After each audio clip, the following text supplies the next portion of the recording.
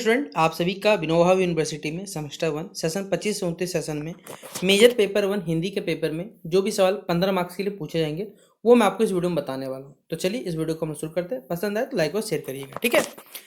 पहला सवाल है, हिंदी साहित्य इतिहास जो लेखन परंपरा है इस पर आपको क्या करना, प्रकाश डालना है। और साथ ही साथ जो साहित्य इतिहास लेखन है इसमें जो भी समस्या है इनका भी आपको उल्लेख करने बोला गया। यानी ये क्वेश्चन जो है इसको दो पार्ट में रखिएगा। पहला, हिंदी साहित्य जो लेखन परंपरा है उसके बारे में आपको बताना है, और साथ ही साथ इस जो साहित्य इतिहास का लेखन है इसकी क्या समस्या है इनको भी बताना है। तो चलिए, और हो सकता है कि आपको यहाँ पर एक सवाल 5 मार्क्स में ऐसे पूछे कि साहित्य इतिहास लेखन की समस्या है उनका वर्णन करें, इस प्रकार 5 मार्क्स में पूछा जाता है, ठीक है। तो चलिए समझते पहले। सबसे पहले हिंदी साहित्य इतिहास लेखन की परंपरा जो है वो हमारा जो आधुनिक काल है यानी जो मॉडर्न वर्ल्ड चल रहा है, ठीक है, इसमें विकसित हुआ है।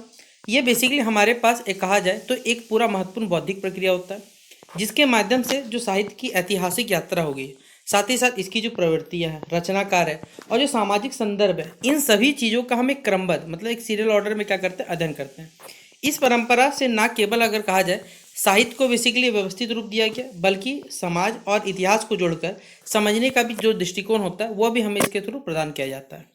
हिंदी साहित्य इतिहास लेखन की जो शुरुआत है वो मानी जाती है 19वीं शताब्दी में हुई थी बेसिकली, जब यूरोपीय विद्वान और जो हमारे भारतीय लेखक थे उन सभी ने मिलकर क्या किया, भारतीय जो हमारी भाषाएं हैं और साथ ही जो साहित्य हमारा उसका अध्ययन उन्होंने क्या किया, शुरू किया या प्रारंभ किया।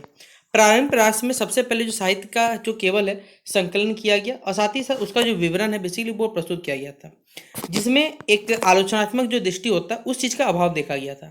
बाद में बेसिकली इस दिशा में क्या हुआ, एक व्यवस्थित और साथ ही साथ कुछ यहाँ पर वैज्ञानिक कार्यों का श्रेय जो है वो रामचंद्र शुक्ल जी को दिया जाता है। उनकी जो कृति है बेसिकली हिंदी साहित्य के इतिहास में उन्होंने जो साहित्यिक लेखन को बेसिकली एक सुसंगत तरीके से उन्होंने क्या किया, इसका रूप जो है प्रस्तुत करने का कार्य किया। उन्होंने साहित्य को समाज, इतिहास और जीवन के जो मूल्य उनसे जोड़कर देखा गया और साथ ही साथ काल विभाजन के आधार पर उन्होंने क्या किया, इसका विश्लेषण करने का कार्य किया। अब यहाँ पर रामचंद्र शुक्ल के बाद अगर कहा जाए तो हजारी प्रसाद द्विवेदी जी, फिर रामविलास शर्मा जी हो गए हमारे पास है, आदि कई विद्वानों ने जो साहित्य इतिहास लेखन है उसको एक नई दृष्टि प्रदान की। द्विवेदी जी ने सांस्कृतिक और जो दार्शनिक आधार पर है इस पर एक साहित्य का अध्ययन प्रस्तुत किया, जबकि कहा जाए तो रामविलास शर्मा जी ने एक मार्क्सवादी दृष्टिकोण अपनाकर जो सामाजिक आर्थिक जो कारक है हमारे पास उन पर यहाँ बल देने कार्य किया।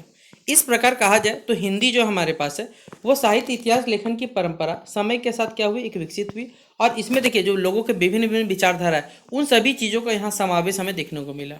अब यदि अगर बात करें तो हिंदी साहित्य इतिहास लेखन की जो समस्या है उनकी बात करें तो ये कार्य जितना महत्वपूर्ण अगर आपको दिखता है ना तो उतना ही इसे लिखना और भी जटिल भी है हमारे पे, यानी कॉम्प्लेक्स है। सबसे पहले अगर बात किया जाए इसमें जो समस्या देखने को मिलती है वो है काल विभाजन। काल विभाजन कठिनाई सबसे बड़ी समस्या मानी जाती है। साहित्य का विकास जो है एक निरंतर कंटिन्यूअस प्रोसेस है हमारे पास, जिसे स्पष्ट सीमाओं में जो बांटना वो तो बहुत ज़्यादा मुश्किल है। किसी भी काल की अगर आप शुरुआत करते हैं और उसका अंत को किस आधार पर निश्चित करना है ये बहुत बड़ा विवादास्पद कारण हो सकता है। दूसरी समस्या ये थी कि मान लीजिए कोई भी जानकारी है उसके लिए स्रोत सामग्री की उपलब्धता कहाँ से मिलेगी और क्या एविडेंस मिलेंगे, यानी क्या प्रामाणिकता हमारे को बताना है। विशेषकर जो आदिकालीन साहित्य के जो कई ग्रंथ हैं जो कि मौखिक परंपरा में रहे हैं या समय के साथ बेसिकली वो नष्ट हो चुके हैं, अब उनके लिए क्या करें हम लोग। तो उपलब्ध ग्रंथों की जो प्रामाणिकता है उस पर भी संदेह रहता है, क्योंकि जिसमें सही इतिहास जो लिखना है वो बहुत ज़्यादा कठिन हो सकता है। तीसरा समस्या हमारे पास है वो है पूर्वाग्रह और दृष्टिकोण हमारे पास, यानी हर इतिहासकार बेसिकली क्या करता है, अपने जो वैचारिक पृष्ठभूमि है उसी के अनुसार क्या करता है, साहित्य का मूल्यांकन करता है। इससे साहित्य का अगर हम लोग बात करें जो निष्पक्ष और साथ ही साथ जो संतुलित चित्र है वो प्रस्तुत करना बहुत ही ज़्यादा चुनौतीपूर्ण हो जाता है।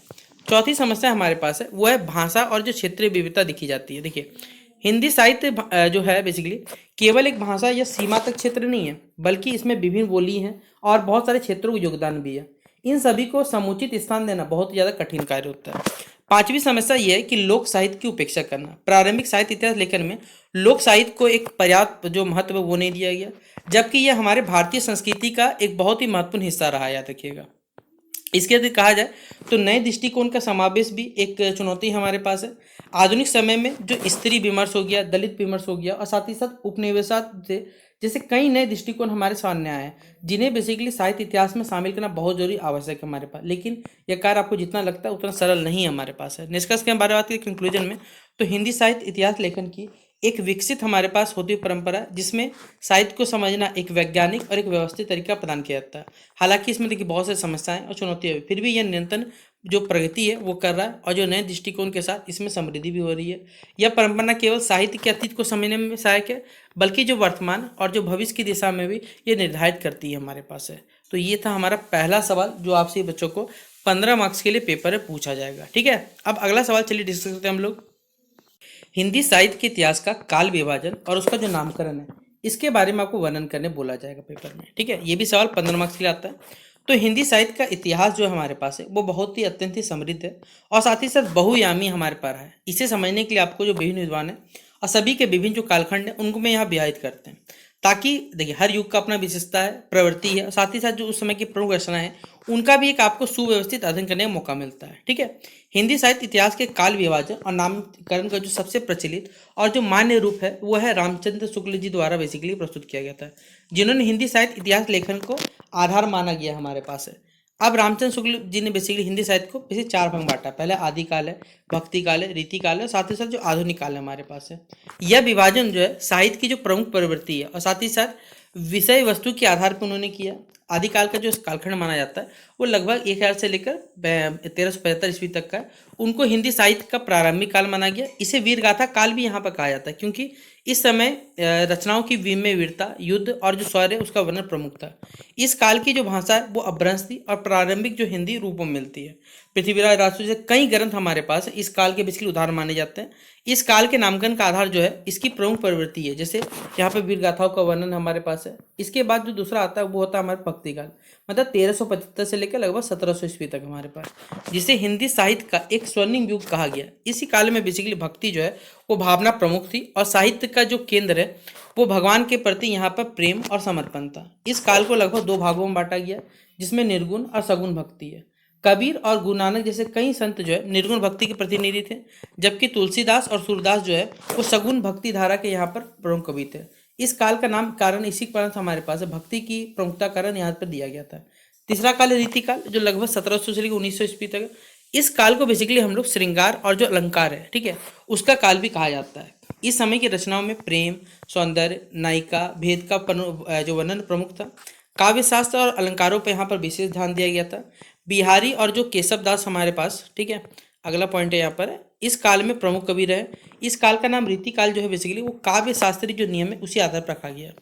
इसके बाद है आधुनिक काल, जो 1900 से लेकर अभी जो वर्तमान समय तक चल रहा है, जिसमें हिंदी साहित्य को एक नई दिशा और एक रूप ग्रहण किया। इस काल में राष्ट्रीय चेतना है, सामाजिक सुधार है, यथार्थवाद है और व्यक्तिवाद जैसे विषय वो प्रस्तुत रहे हमारे पास या प्रमुख रहे। यह भी विभिन्न चरणों में विभाजित किया जाता है, जैसे भारतेंदु युग, द्विवेदी युग, छायावाद है, कह सकते प्रगतिवाद है और प्रयोगवाद है हमारे पास। भारतीय जो हरिश्चंद्र है हमारे पास है, उनको आधुनिक हिंदी साहित्य का यहाँ पर जनक माना जाता है। काल विभाजन और नामकरण, इसका आधार जो है केवल समय नहीं बल्कि उस समय के देखिए जो मुख्य ऐतिहासिक या साहित्यिक जो प्रवृत्ति है, विषय वस्तु और शैली होता है। यह विभाजन हमें यह सम्मिलित करता है कि हिंदी साहित्य कैसे समय के साथ विकसित हुआ और उसमें कौन कौन से परिवर्तन है ये बताता है। हालांकि कुछ विद्वानों ने इस विभाजन की आलोचना भी यहाँ पर साथ में की है, क्योंकि साहित्य का विकास जो है एक निरंतर प्रोसेस होता है और इसे कठोर सीमाओं में बांटना हमेशा संभव नहीं होता है। फिर भी यह काल जो है बेसिकली वो विभाजन अध्ययन के लिए अत्यंत उपयोगी होता है और व्यवस्थित रूप यहाँ पर अध्ययन किया जाता है। निष्कर्ष के बारे में बात करें तो हिंदी साहित्य का जो काल विभाजन और जो नामकरण है ये पूरी ऐतिहासिक यात्रा समझने के लिए एक प्रभावी माध्यम है। यह न केवल बेसिकली साहित्य के जो विकास उसको दर्शाता है, बल्कि भारतीय समाज, संस्कृति और विचारधारा को भी जो प्रतिबिंबित करने का कार्य करता है हमारे पास। तो ये था दूसरा क्वेश्चन आपसे बच्चों को जो पेपर में पूछा जाएगा। अब अगला क्वेश्चन चलिए हम डिस्कस करते हैं आपके साथ। अगला सवाल है आदिकालीन साहित्य के जो नामकरण, इसकी पृष्ठभूमि और साथ ही साथ प्रवृत्तियां का यहाँ पर संक्षेप में आपको वर्णन करने बोला गया। तो हिंदी साहित्य के इतिहास में जो हम लोग आदिकाल है, प्रारंभिक और जो आधारभूत चरण है बेसिकली, जिसकी समय सीमा जो सबसे पहला काल माना गया वीरगाथा काल 1000 ईस्वी से लेकर 1375 ईस्वी माना गया। इस काल में नामकरण, पृष्ठभूमि और जो प्रवृत्तियां है वो हिंदी साहित्य के विकास को समझने के लिए बहुत ज़्यादा महत्वपूर्ण है हमारे पास है। सबसे पहले नामकरण की बात करें तो आदिकाल को विभिन्न विद्वानों ने अलग नाम दिया, लेकिन रामचंद्र शुक्ल जी के अनुसार इसे वीरगाथा काल का है, जिसमें सबसे अधिक या जो सबसे अधिक प्रचलित और मान्य है। इसका कारण यह है कि इस काल की देखिए जो प्रमुख रचना में राजाओं और जो वीर लोग हैं उनकी स्वर्ग गाथा का वर्णन मिलता है।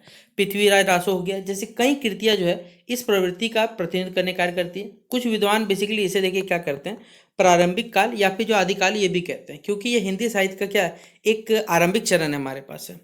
अब यदि पृष्ठभूमि यानी बैकग्राउंड्स पर अगर हम लोग बेसिकली दृष्टि डालें या न डालें तो हमारे पास यह काल जो है राजनीतिक, सामाजिक और जो सांस्कृतिक दृष्टिकोण है उससे संक्रमण से सांस्कृतिक दृष्टि से संक्रमण का समय था।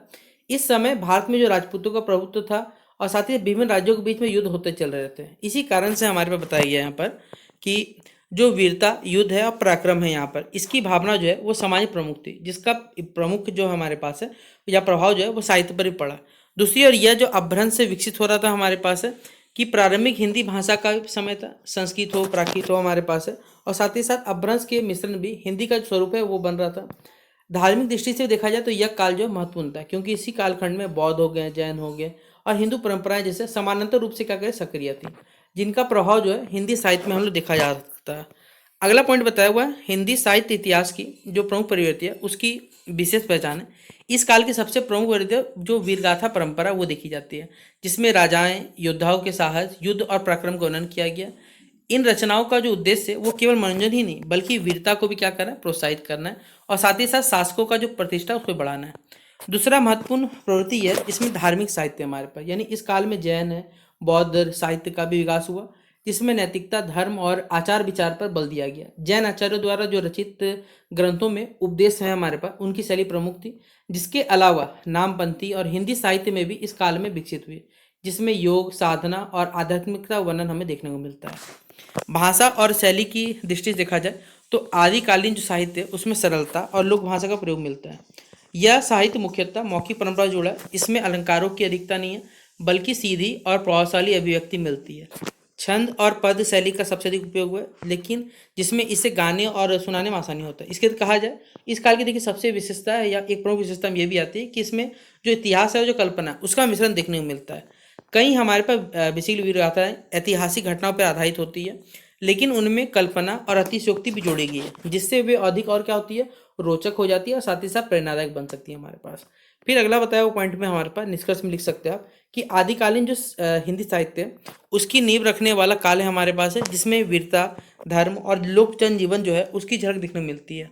इसका नामकरण इसकी प्रमुख जो प्रवृत्ति है उसके आधार पर हुआ। इसकी पृष्ठभूमि उस समय की जो राजनीतिक और साथ ही जो सामाजिक परिस्थिति है उसके रूप से को दर्शाती है हमारे पास। ठीक है, यही काल आगे आने वाले जो हमारा साहित्यिक विकास है उसके लिए एक आधार बन के तैयार रहता है। तो ये था आपसे बच्चों को 15 मार्क्स का जो सवाल पेपर में पूछा जाएगा। 3 क्वेश्चन हमने आप ऐसे बच्चों को इस वीडियो में डिस्कस कर दिए जो आपके सेमेस्टर में पेपर में पूछे जाएंगे। अब आपसे बच्चों का नेक्स्ट वीडियो में जितना सारा इंपॉर्टेंट क्वेश्चन रहेगा, चाहे 15 मार्क्स, 5 मार्क्स का, वो भी आपको शेयर कर दिया जाएगा। तो आपको ये वीडियो कैसा लगा, मेजर पेपर में हिस्ट्री का, हिंदी का माफ करिएगा, तो आप इस वीडियो को शेयर कर दिएगा अपने सभी दोस्तों के साथ। मिलते हैं नेक्स्ट वीडियो पे, तब तक के लिए जय हिंद और जय भारत।